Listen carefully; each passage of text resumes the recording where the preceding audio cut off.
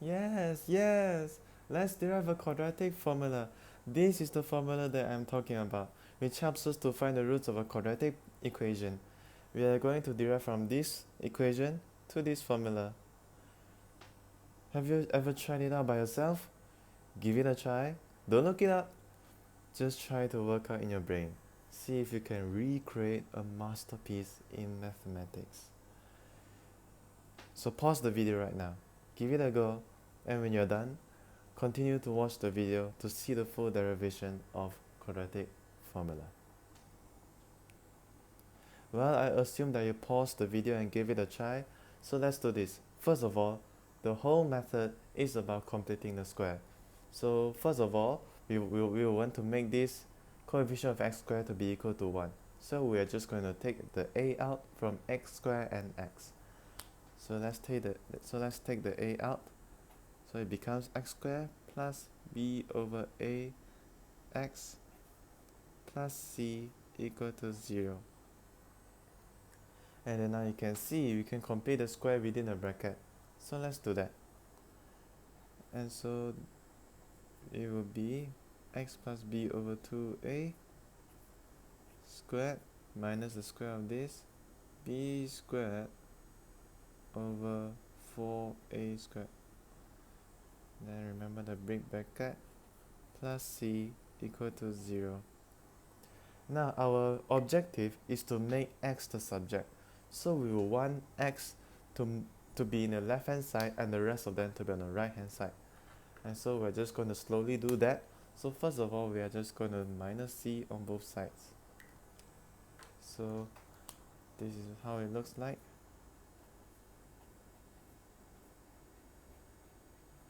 Squared minus b squared over 4a squared. Again, b squared minus 4a squared is basically b over 2a, the whole thing squared. Close bracket equal to negative c. And now we are going to divide both sides by a. So this is how it looks like. B over 2a squared minus b squared over 4a squared equal to negative c over a.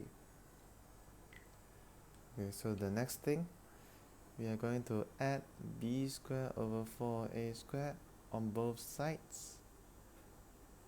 So you can see that the bracket itself is alone on the left hand side now. And this is equal to b squared over 4a squared minus c over a. Let's make this as a fraction because we can do that. So on the left hand side is the same thing. On the right hand side, for this fraction we are going to multiply by 4a just to make the denominator the same. So at the bottom it will be 4a squared.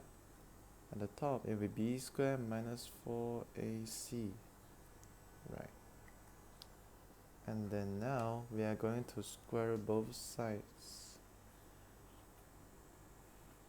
because there's a square here. So it will be x plus b over 2a equal to b squared minus 4ac over 4a squared, and the whole thing square root. And remember a plus minus because square root will always have two values, one positive, one negative. Now if you square root a fraction, that basically means that you are square rooting a numerator divided by the square root of the denominator. Now the square root of the denominator, square root of 4a squared, is basically 2a. So we can rewrite it as x plus b over 2a equal to b squared minus 4ac square root of that divided by 2a with a plus minus with it. Okay. So I think the last step is to subtract b minus 2a on both sides. So now we'll have the x as the subject already. So negative b over 2a plus minus square root of b squared minus 4ac divided by 2a. Now you can see that the denominators are the same, so we can group them together. And so x is equal to negative b plus minus square root of b squared minus 4ac over 2a. And this is exactly the same as this. So we have successfully derived the quadratic formula. Did you also successfully do that? If so, well done. That is the formula derived. Now you might wonder, in this case here, in this line, we square root both sides. And we square root both sides and we only take the positive value of it. By convention, when we square root both sides, without adding the plus minus, we will just take the positive value of it. And so if we do that, and the next line, there's a plus minus on it. So why is this so? By logic, we can see that if we cancel out square and square root, that means on the left hand side will be x plus b over 2a, and so on the right it should just remain as square root. There's no plus minus there. Why do we suddenly add plus minus? Okay, so first of all, by logic, if anything squared, inside it can be negative or positive value, because once it is squared, no matter it's negative or positive, square it will become positive again. So if we take out the square, so obviously it will have a positive or negative value. That's why we will have the plus minus sign. That's by logic. But technically, mathematically, can we derive that? Can we prove that plus minus doesn't exist by logic? And actually we can. And so first of all, plus minus basically means there's a positive answer and a negative answer. And so here's an example I'm going to show you. It's a very simple example. Now, you can see negative 4, if we square it, it will become 16, positive 16. Square it back the 16, it will become 4. And 4 squared, square it again, it will become 4. So it seems like negative value will become positive value remains positive value. So we can't just take out square and square root, it seems like, because if we just take out square and square root, then where does the negative go? In fact, we can't just take out square and square root, because if we square it and we square root back, we will get an absolute value or modulus of x. The two straight line here is called the modulus. What it does is that no matter the value of x, it is negative or positive, the modulus of it will change it to positive nonetheless. And so the modulus has a definition, and it is like this. Okay, so if x is more than or equal to 0, if x is positive, it remains as x will remain as positive. But if x is less than 0, if x is negative, then we will take negative x. Because x is already negative again, it will become positive. So that means modulus of x will always be positive, and the minimum value of modulus is 0. So essentially, if x is negative, we will transform it into positive. If x is positive, it will still remain as positive. And so what does this do to this case here? I'm going to show you here another example. And in this example, it is x squared equal to 4. Okay, so now we are going to square root both sides. Now you can see on the left hand side, it will be the modulus of x. And on the right hand side, it will be equal to 2, positive 2. And so this happens. Now from the modulus of x equal to 2, we can deduce that x can be negative or positive. We will never know whether it's negative or positive.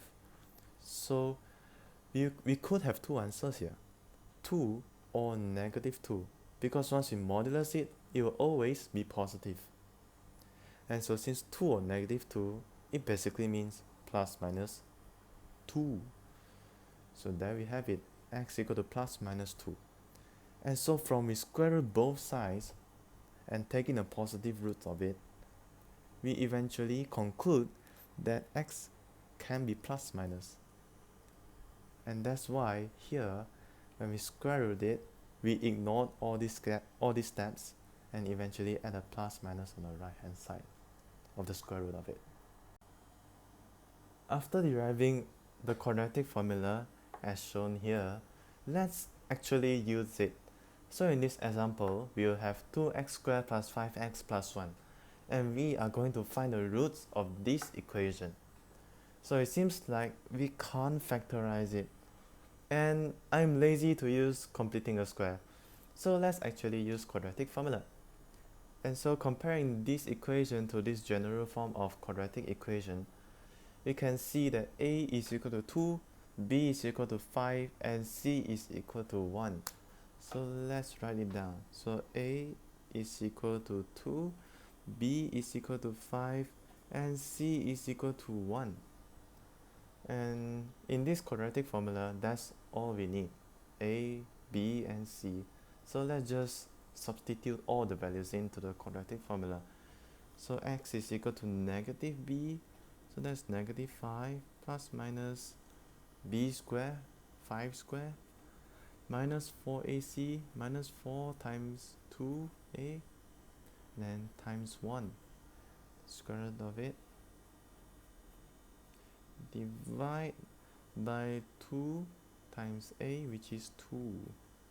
So you can simplify, and that is negative 5 plus minus 25 minus 8, and then square root that, divide by 2 times 2, which is 4. 25 minus 8 is 17, so you can rewrite it as square root 17 divided by 4. So we have two answers. If we want to leave it as exact form, you can write it like this.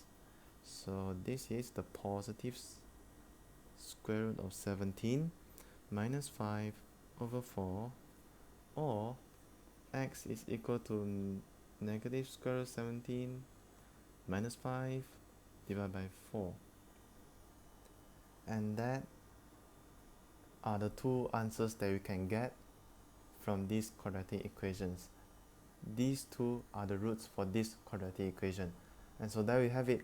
By using quadratic formula, we can also find the values for the quadratic equation.